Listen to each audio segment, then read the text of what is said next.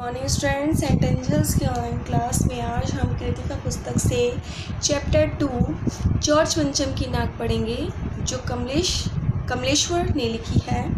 इसके राइटर हैं कमलेश्वर। प्रस्तुत पाठ में बताया गया है कि नाक जो कि इज्जत का प्रतीक मानी जाती है। इस संदर्भ के माध्यम से लेखक ने व्यंग करते हुए सत्ता एवं सत्ता से जुड़े सभी लोगों की मानसिकता को प्रदर्शित किया है, जो अंग्रेजी हुकूमत को कायम रखने के लिए भारतीय नेताओं की नाक काटने को तैयार हो जाते हैं। लेखक ने इस रचना के माध्यम से बताया है कि रानी का भारत आगमन महत्वपूर्ण विषय है। रानी का भारत आगमन महत्वपूर्ण विषय है, जिसके लिए जॉर्ज पंचम की नाक मूर्ति पर होना अनिवार्य है, क्योंकि वह रानी के आत्मसम्मान के लिए अनिवार्य है। इसके साथ वह रचना पत्रकारिता जगत के लोगों पर भी व्यंग करती है एवं सफल पत्रकार की सार्थकता को भी उजागर करती है। इसमें सरकारी तंत्र का लोगों द्वारा रानी के सम्मान में की गई तैयारियों का वर्णन किया गया है। देखिए आखिर इस चैप्टर में और आगे क्या बताया गया है। हुक्कामों के चेहरों पर उदासी के बादल छा गए।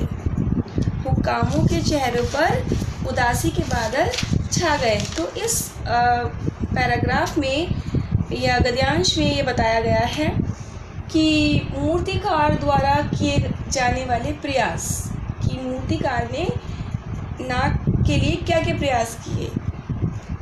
हुक्कामों के चेहरों पर उदासी के बादल छा गए। एक खास कमेटी बनाई गई और उसके जिम्मे ये काम दे दिया गया। जैसे भी हो ये काम होना है और इस नाक का दरोमदार आप पर है। इस नाक का आगे कहते हैं वो आखिर मूर्तिकार को फिर बुलाया गया। उसने मसला हल कर दिया। वह बोला, पत्थर की किस्म का ठीक पता नहीं चला तो परेशान मत होइए। मैं हिंदुस्तान के हर पहाड़ पर जाऊंगा और ऐसा ही पत्थर खोज कर लाऊंगा। कमेटी के सदस्यों की जान में जान आ गई। सभापति ने चलते चलते गर्व से कहा, ऐसी क्या चीज़ है जो हिंदुस्तान में मिलती नहीं। हर चीज़ इस देश के गर्भ में छिपी है। ज़रूरत खोज करने की है। खोज करने के लिए मेहनत करनी होगी। इस मेहनत का फल हमें मिलेगा। आने वाला ज़माना खुशहाल होगा। ये छोटा सा भाषण फौरन अखबारों में छप गया। मूर्तिकार हिंदुस्तान के पहाड़ी प्रदेशों और पत्थरों की खानों के दौरे पर निकल पड़ा। कुछ दिन बाद वह हताश लौटा। उसके चेहरे पर लानत बरस रही थी। उसने सिर लटकाकर खबर दी। हिंदुस्तान का चप्पा चप्पा खोज डाला, पर इस किस्म का पत्थर कहीं नहीं मिला। ये पत्थर विदेशी है। सभापति ने तैश में आकर कहा, लानत है आपकी अकल पर। विदेश की सारी चीज़ें हम अपना चुके हैं। दिल, दिमाग, तौर तरीके और रहन सहन सब हिंदुस्तान में बाल डांस तक मिल जाता है, तो पत्थर क्यों नहीं मिल सकता। मूर्तिकार चुप खड़ा था। सहसा उसकी आंखों में चमक आ गई। उसने कहा, एक बात मैं कहना चाहूँगा, लेकिन इस शर्त पर कि ये बात अखबार वालों तक ना पहुँचे। सभापति की आंखों में चमक आई। चपरासी को हुक्म हुआ और कमरे के सब दरवाजे बंद कर दिए गए।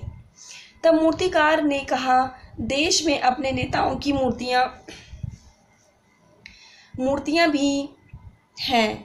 अगर इजाज़त हो आप लोग ठीक समझें, मेरा मतलब है तो जिसकी नाक इस लाट पर ठीक बैठे उसे उतार लाया जाए। सबने सबकी ओर देखा। सबकी आंखों में एक क्षण की बदहवासी के बाद खुशी तैरने लगी। सभापति ने धीमे से कहा, लेकिन बड़ी होशियारी से, और मूर्तिकार फिर देश दौरे पर निकल पड़ा। जॉर्ज पंचम की खोई हुई नाक का नाप उसके पास था।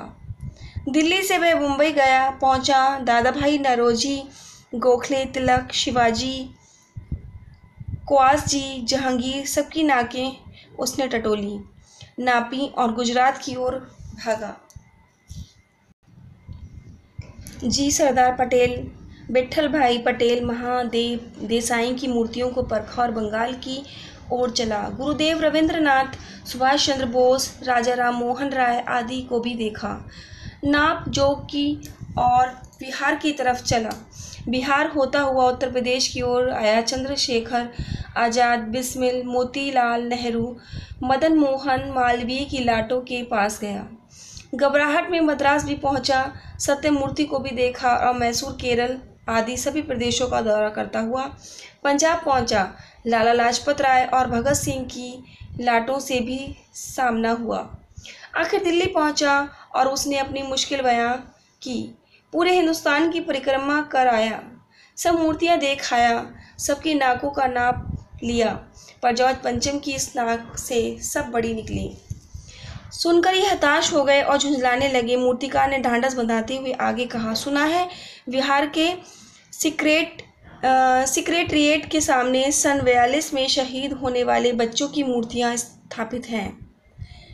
शायद बच्चों की नाक ही फिटा बैठ जाए। ये सोचकर वहाँ भी पहुँचा, पर उन बच्चों की नाकें भी इससे बड़ी बैठती हैं। अब बताइए मैं क्या करूं? राजधानी में सब तैयारियां थीं। जॉर्ज पंचम की लाट को मल मल कर नहलाया गया, रोगन लगाया गया, सब कुछ हो चुका था, सिर्फ नाक नहीं थी। बात फिर बड़े हुक्कामों तक पहुंची, बड़ी खलबली मची। अगर जॉर्ज पंचम की नाक न लग गई तो फिर रानी का स्वागत करने का क्या मतलब? ये तो अपनी नाक कटाने वाली बात हुई। लेकिन मूर्तिकार पैसे से लाचार था, यानी हार मानने वाला कलाकार नहीं था। एक हैरतअंगेज ख्याल उसके दिमाग में कौंधा और उसने पहली शर्त दोहराई। जिस कमरे में कमेटी बैठी थी उसके दरवाजे फिर बंद करते हुए मूर्तिकार ने अपनी राय योजना पेश की। चूंकि नाक लगना एकदम ज़रूरी है, इसलिए मेरी राय है कि 40 करोड़ में से कोई एक जिंदा नाक काट कर लगा दी जाए। बात के साथ ही सन्नाटा छा गया। कुछ मिनटों की खामोशी के बाद सभापति ने सबकी ओर देखा। सबको परेशान देखकर मूर्तिकार कुछ अचकचाया और धीरे से बोला, आप लोग क्यों घबराते हैं? ये काम मेरे ऊपर छोड़ दीजिए। नाक चुनना मेरा काम है, आपकी सिर्फ इजाज़त चाहिए।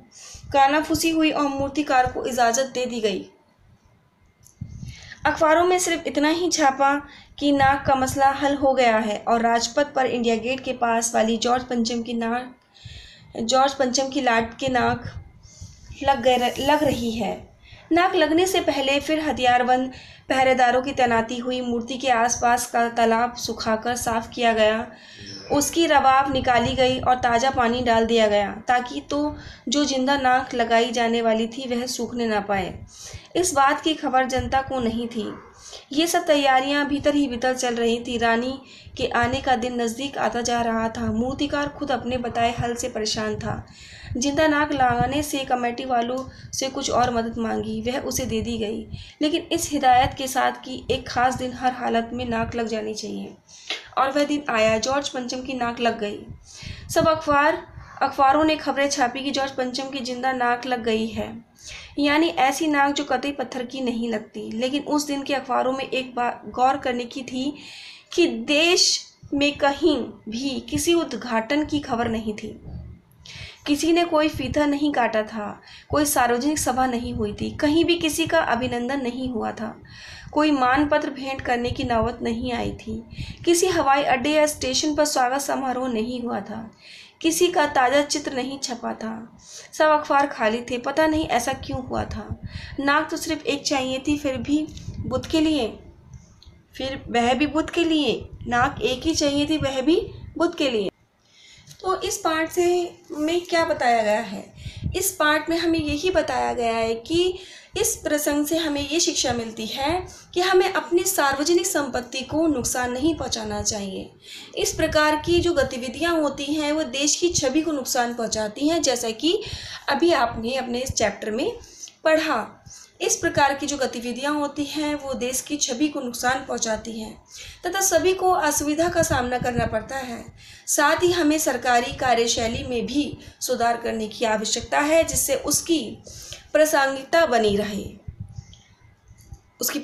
बनी रहे कि जॉर्ज पंचम की नाक पाठ में वर्णित नाक की चोरी तथा नाकों की अजायब घरों में भेजे जाने का प्रसंग हमारी सुरक्षा व्यवस्था तथा नागरिकों के व्यवहार पर तीखा व्यंग्य किया गया है। हमारे यहाँ नागरिक गैर जिम्मेदार व्यवहार करते हुए सार्वजनिक संपत्ति तथा धरोहरों को नुकसान पहुंचाते रहते हैं। हमारी सुरक्षा व्यवस्था भी इतनी कमज़ोर है कि कहीं भी कोई भी दुर्घटना घटित हो जाती है।